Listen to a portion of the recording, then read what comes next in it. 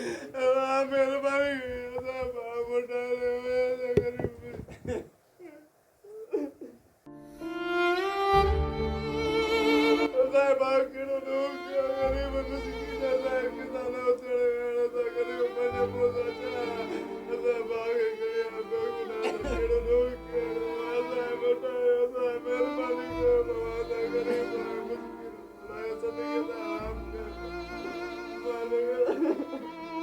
जी नाज़रीन, इन वक्त मैं मौजूद हैं वगण शहर में।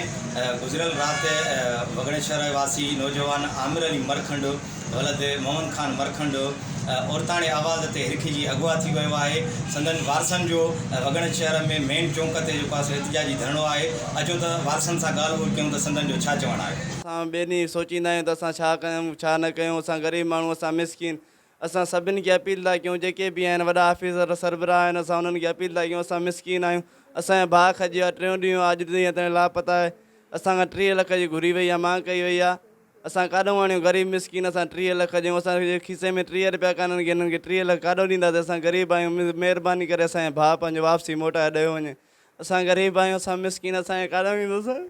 अब असां अपील था कयूं ऑफिसरनि खे, इन्हनि खे चवनि था भाई 30 लख ॾियो, न त मारे फिटी कंदासीं। असां ग़रीब मिसकिन आहियूं, 300 कमायूं 400 कमायूं, इहो पेट पालियूं, ॾींहं जो वरी ॿिए जो सोचूं त काॾों 30 लख असां भरींदासीं। ग़रीब आहियूं असां मिसकिन, तगारी खणी कमाए खाऊं था। ॿियो न आहे। असांखे तव्हां अपील था कयूं ऑफिसरनि खे त असांजी मदद कई वञे।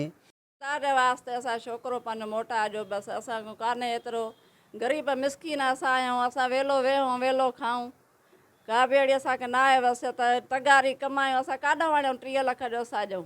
ख़ुदा कारण असां तव्हांखे ॿाहूं था ॿधूं त असांजो छोकिरो वापसि ॾिनो वञे। एहतियात कंदड़नि जूं तव्हां ॻाल्हियूं ॿुधियूं। उन्हनि जो इहो ई चवणु हुयो त कुझु ॾींहं पहिरियां असांजो नौजवान गुम थी वियो हुयो। संदन जी ॻोल्हा असां जारी रखीसीं। गुज़िरियल राति असांखे हिकु नए नंबर तां कॉल आई ऐं असांखां 30 लख रुपया भंग तलब कयो वियो। हुननि जो इहो ई चवणु हुयो त असां मिसकिन ऐं ग़रीब आहियूं, असां 30 लख रुपया किथां आणियूं। हिननि वधीक ज़िले इंतिज़ामिया ऐं आला हुकाम सां मुतालबो कयो आहे। अपील कंदे इहो चयो आहे त असां ग़रीब मिसकिन आहियूं। असांजे आमिर अली मरखंड खे मुगियुनि वटां बाज़ियाब कराए असां सां इंसाफ़ कयो वञे। कैमरा टीम सां गॾु एहसान अली टोटाणी, जेकब न्यूज़ वगण।